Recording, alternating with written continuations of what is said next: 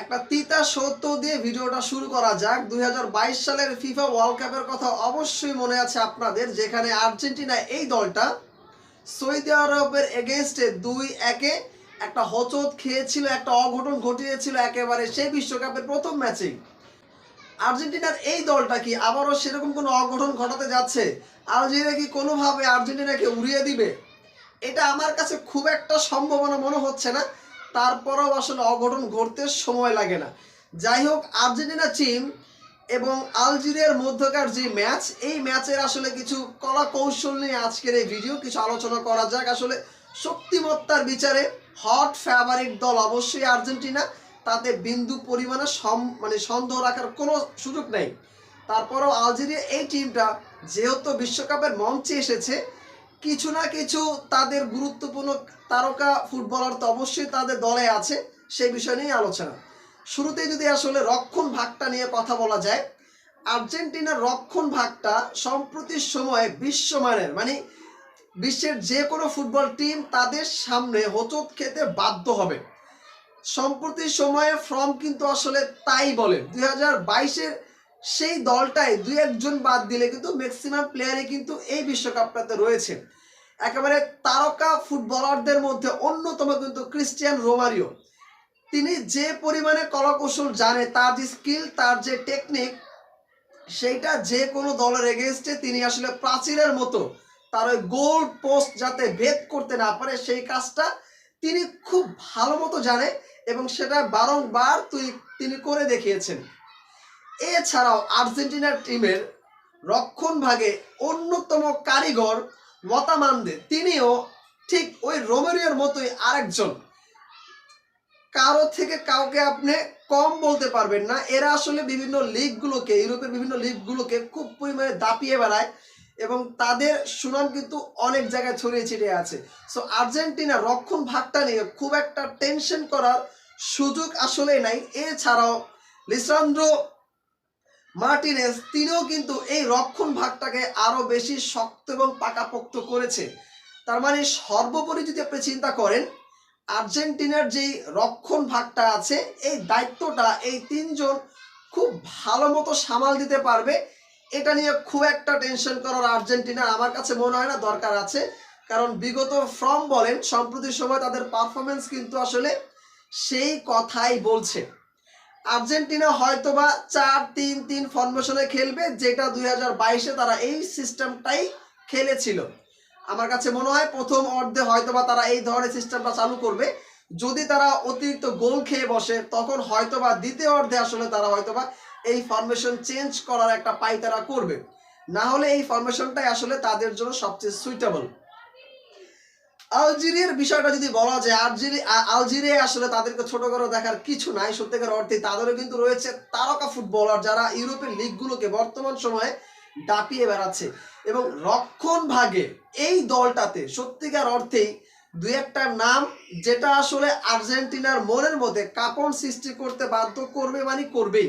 সেই জায়গায় স্পষ্টভাবে রায়ান নুরি, তিনি একজন রয়েছেন যিনি আসলে এই দলটার একেবারে মূল চালিকা শক্তি রক্ষণ ভাগে। তিনি নিজেই যে কোনো দলের রক্ষণ ভাগেরকে আটকায় দেওয়ার জন্য আসলে তিনি খুব চালু, এবং তিনি তার গতি বলেন, তার দৌড়ের যে গতি, সেটা আসলে সত্যিকার অর্থেই মন ছুঁয়ে যাবে যে কোনো কারণ। এছাড়াও রামি এবং আইসা মান্দি রক্ষণ ভাগে আলজেরিয়াকে এরাই আসলে সাপোর্ট দিবে এবং এই তিনজন মিলে আমার কাছে মনে হয় আর্জেন্টিনা দলটাকে সামাল দিতে পারবে। কিন্তু আগেই বলেছি, হট ফেভারিট কিন্তু অবশ্যই আর্জেন্টিনা টিম। এরপরে আসলে যদি ফরওয়ার্ড নিয়ে আসলে চিন্তা করা যায়, আর্জেন্টিনা টিমের ফরওয়ার্ডের কথা আসলে ইতিমধ্যে আপনারা সবাই জানেন, এখানে আসলে খুব একটা সুযোগ নাই। তারপরও লিওনেল মেসি, আলজেরিয়া পুরো টিমটাকে আমার কাছে মনে হয় লিওনেল মেসি একাই ঘোরচক্কর করে দিতে পারে। কারণ তার সামনে আসলে খুব কম ফুটবলার আছে যারা আসলে তাকে টেকেল দিতে পারবে। তাকে চার পাঁচজন ঘিরেই রাখে, তারপর কিন্তু লিওনেল মেসি তাদেরকে আসলে কাটাই করে কিন্তু ম্যাচ বের করে নেয়। লিওনেল মেসি থাকছে এই জায়গায়। এছাড়া লাউতারো মার্টিনেজ, এই ফুটবল জগতের আর্জেন্টিনার বিশ্বমানের একজন তারকা ফুটবলার কিন্তু এই লাউতারো মার্টিনেজ, যিনি ২০২২ ফিফা ওয়ার্ল্ড কাপ জেতানোর অন্যতম কারিগর। তাকে আসলে তার নামটাকে বাদ দেওয়া যাবে না। এছাড়া কিন্তু রয়েছে আলভারেজ, বেঞ্চ থিয়াগো থাকবে, নিকো থাকবেন, লোপেস এবং রদ্রিগো ডি পয়েল, এই যে তাদের যারা আছে এরা কিন্তু ফরওয়ার্ড পুরোটাই কাভার করবে এবং আর্জেন্টিনার টিমকে যতটুকু করা দরকার, সাপোর্ট যা দেওয়া দরকার, এরা আসলে ঠিকঠাক মতোই সেই কাজটা করে দিতে পারবে। জুলিয়ানকে নিয়ে আলাদাভাবে বলতে চাই, তিনি আসলে এই বিশ্বকাপটা আমার কাছে মনে হয় অন্যভাবে নিজেকে রাঙাবে। তিনি যেভাবে করে ফরওয়ার্ডটাকে কাভার করবে, আমার কাছে মনে হয় পুরো স্ট্রাইকটাকে তিনি আসলে নিজের মতো করে গুছাই নেবে। লিওনেল মেসির সাথে তিনি একবার সমান তাল দিয়ে আসলে দলের ম্যাচের জয়ের ভূমিকাটা তিনি হয়তো পালন করতে চাইবে। আর্জেন্টিনার ফরওয়ার্ড এবং রক্ষণ ভাগ নিয়ে কোনো সন্দেহ নাই এবং অবশ্যই আলজেরিয়ার বিপক্ষে এই দলটা একেবারে ভয়ঙ্কর হয়ে দাঁড়াবে যদি কোনো বিপদ আসলে অঘটন না ঘটে। অপরপক্ষে যদি আলজেরিয়াকে নিয়ে কথা বলা যায়, আলজেরিয়ার যে ফরওয়ার্ড লাইনটা আছে আমার কাছে মনে হয় তারা হয়তো 4-3-3 ফরমেশন অথবা 4-2-4 অথবা 4-2-3-1 এই ফরমেশনে তারা খেলবে। তো ফরমেশন যেটাই থাকুক, এই যে আলজেরিয়ার তারকা কিছু ফরওয়ার্ড কিন্তু তারা রয়েছে, এর মধ্যে কিন্তু রিয়াদ মাহরেজ তিনি আছেন এবং এই দলের মূল চালিকা শক্তি রিয়াদ মাহরেজ। তিনি ফরওয়ার্ড এবং তার যে গতি, তিনি ঘোড়ার বেগে দৌড়ায় আসলে এবং ফরওয়ার্ডটাকে তিনি কাভার করবে তার নিজ হাতে। মোহাম্মদ আমুরা রয়েছেন, এছাড়া কিন্তু রয়েছে আয়শা গুইরি। এই তিনজন মিলে আলজেরিয়ার ফরওয়ার্ডটাকে ঠিকঠাক মতো কাভার দিতে পারলে আমার কাছে মনে হয় আর্জেন্টিনার জন্য একটা অঘটন ঘটলেও ঘটতে পারে। তবে আগেই বলেছি, শক্তির বিচারে রক্ষণশীল বিভাগের ফরওয়ার্ডের দিক থেকে চিন্তা করেন, সকল কিছুর দিক থেকে কিন্তু আর্জেন্টিনা হট ফেভারিট এই ম্যাচটাতে। দুই দলের সর্বোপরি যদি ব্যাখ্যা করা যায়, এছাড়া এমিলিও মার্টিনেস আর্জেন্টিনার বাজ পাখি যাকে বলা হয়, তিনি তো আসলে গোল বারটাকে নিজের মতো করেই সাজায়। তাকে টেকেল দিয়ে গোল করাটা আলজেরিয়ার বিপক্ষে অনেক অনেক বেশি কষ্টসাধ্য হয়ে যাবে।